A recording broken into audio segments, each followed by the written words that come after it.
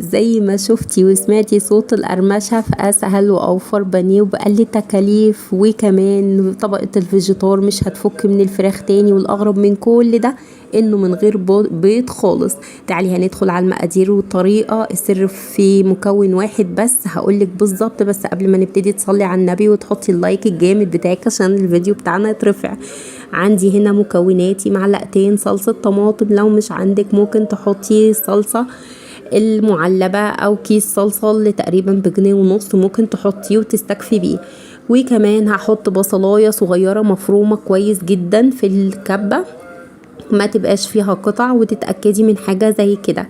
وكمان عندي علبة زبادي معلبة، المهم ان هي تبقى سادة، او الزبادي البلدي مفيش فيها اي مشكلة.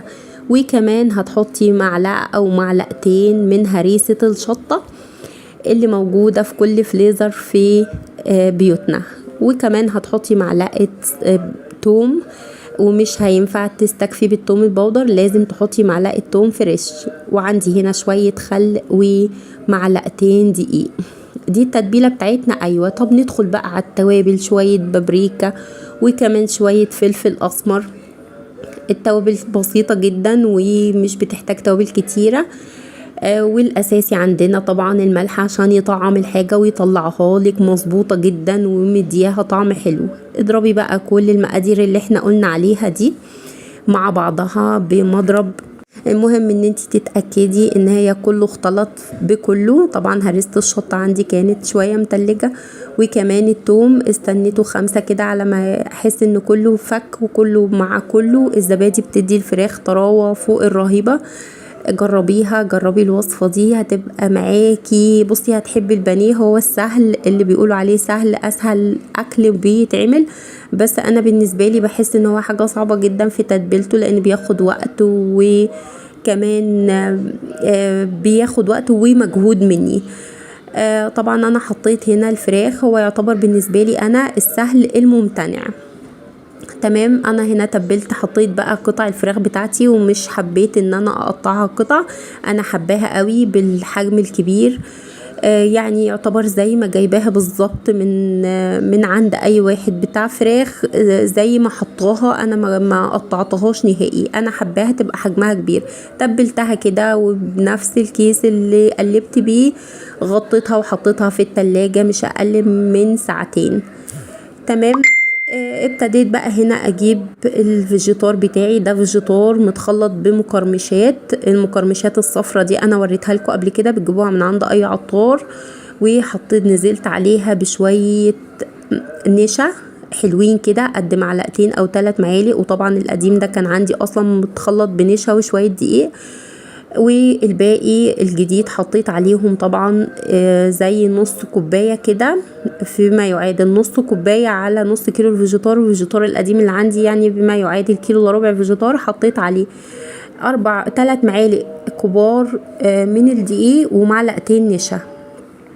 وتبتدي بقى تتبلي البانيه بتاعك كويس جدا جدا. دي اهم خطوة، علشان كمان لو تلاحظي هنا احنا ما عملناش بيض المعتاد بتاع البانيه والفيجيتار او البقسماط، عملناه على كده من غير بيض نهائي.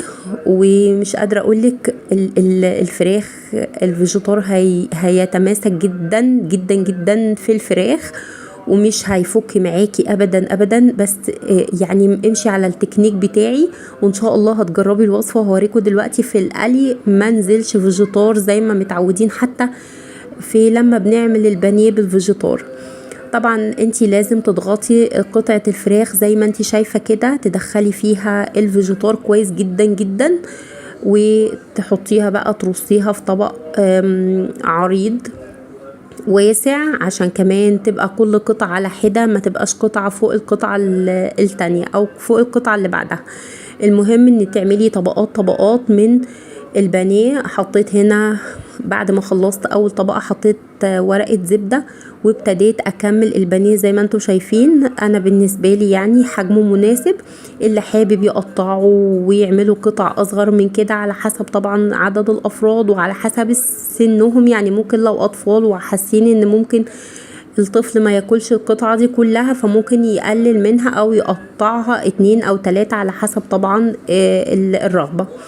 انا هنا بعد ما حطيت طبقة ورقة الزبدة ابتديت اضغط بقية الكمية زي ما انتوا شايفين، ولازم تضغط بكفة الايد ببطن الايد كده كويس قوي قوي علشان خاطر التتبيلة تمسك فيها، لان ببساطة جدا مش محطوط لها بيض، فلازم تضغطيها كويس عشان كمان الفيجيتار يمسك في الفراخ.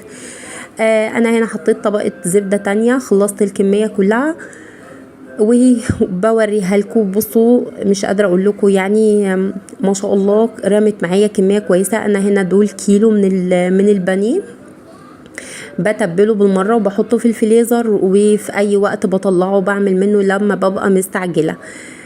طبعا هنا انا بوريكم الكميه كلها، اللهم بارك. وبصي ما بينها ورقه زبده هتطلع معاكي بمنتهى السهوله. طيب السر بقى في ايه في القصه دي؟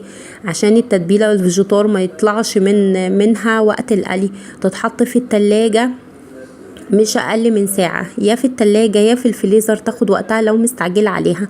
تعالوا بقى هوريكم وقت القلي ان القطع بتاعت البانيه ما نزلتش منها الفيجيتار، ومحافظه على قوامها ومحافظه على شكلها، وكمان مقرمشه جدا بسبب شويه النشا اللي حطيناها، وفي نفس الوقت واخده الفيجيتار بتاعها صح ومن غير بيض. دي اكتر حاجه يعني مفرحاني، لان في ناس بتبقى عندها حساسيه من البيض، ما بتحبش تعمل بانيه بسبب البيض، واصلا خطوات معتاده بتاعه البيض والفيجيتار والكلام ده كله. فانا استغنيت من البيض بالطريقه دي، اولا عشان خاطر علبه الزبادي كمان طرت الفراخ كده وخلت كله يتربط ببعضه، ثانيا شويه النشا ظبطوا الاداء وخلوا الفيجيتار يمسك على الفراخ، وكمان ادها قرمشه جامده جدا. بصوا انا هنا قليت قطعتين، طبعا الباقي حطيته في الفريزر عشان انا ما كنتش هقليه في الوقت ده، بس انا حبيت اوريكم شكل وقت القلي.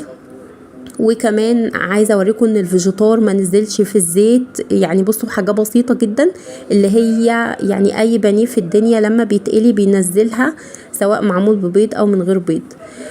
طبعا انا هنا حبيت اوريكم منظر البانيه، حاجه كده بجد جامده جدا، اللهم بارك. مقرمش قوي قوي زي انها كده بشويه من الجرجير او اي حاجه خضراء اللي بتبقى روح البانيه او اللحوم وقت الشوي او وقت القلي. وقدمناها مش عايزه اقولك مقرمشه جدا جدا جدا فوق ما تتخيلي، وعايزه اسمعك كده صوت القرمشه وصوت الفراخ نفسها. بعملها بالمعلقه، بصي زي ما انتي سامعه.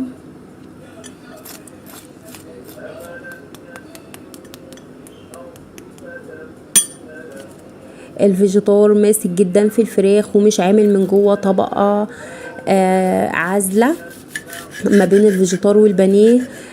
يعني حاجة كده جامدة جدا، محافظة على شكلها وعلى قوامها، وكمان شوية النشا مدين لها قرمشة فوق الرهيبة، والطعم كمان وفي التتبيلة دي طعم مميز جدا زي بتاع بالظبط المحلات اللي بنشتري البانيه من بره، يمكن بالعكس كمان احلى واطعم واوفر. وكمان يعني مش قادرة اقول لكم طعامة الوصفة دي عاملة ازاي وموفرة جدا. عايزة اقول لكم يعني اللهم بارك اللهم بارك، حتى شكل قطع الفراخ الكبيرة بتدي شكل كده حلو قوي في التقديم غير القطع الصغيرة. وزي ما انا قلت لكم صوت القرمشه فوق الرهيب، يعني حاجه كده احلى كمان من اللي بتشتروها من بره. طب تعالوا بقى نقول ملاحظاتنا في الوصفه بتاعتنا دي. اول حاجه ما تستغنيش عن الزبادي في التتبيله، بتديها طعم فوق الرائع. البصل والحاجات المفرومه افرميها كويس جدا جدا قبل ما تحطيها علشان ما تعملكيش طبقه عازله ما بين الفيجيتار والبانيه، الناس اللي بتشتكي من النقطه دي. تالت حاجه الفيجيتار تضغطي كويس جدا جدا علشان يمسك في قطعة الفراخ. رابع حاجة التلاجة، السر الالهي بتاع البانيه او اي حاجة مجمدة لازم تاخد وقتها في التلاجة علشان خاطر تديكي النتيجة دي. لحد هنا كانت وصفتي خلصت. لو وصفتي عجبتك ما تنسيش تحطي اللايك الجامد بتاعك وتشتركي في القناة. طبعا لو مش مشتركة فضلا وليس امرا، وتضغطي وتشيري لو عجبك الفيديو. اسيبكم في حفظ الله ورعاية الله. السلام عليكم ورحمة الله وبركاته. كان معاكم اسماء. باي باي.